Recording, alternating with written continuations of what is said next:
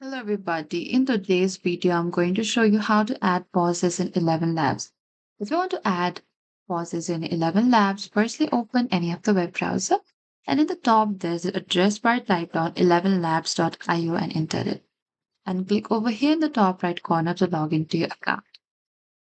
And once you're inside this homepage, what you need to do is you need to click over here, text to speech on the left hand side. And from here in the top, you can text any of this word. And what you need to do is you need to simply put a lot of spaces according to how much you want pauses in between. And after you put spaces in between, you can simply select this generate speech here. And after that, you can get the pauses in between. And that is it. You can listen to the result over here.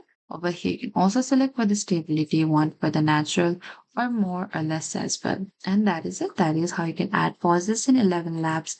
Thank you for watching this video. I hope this video was helpful.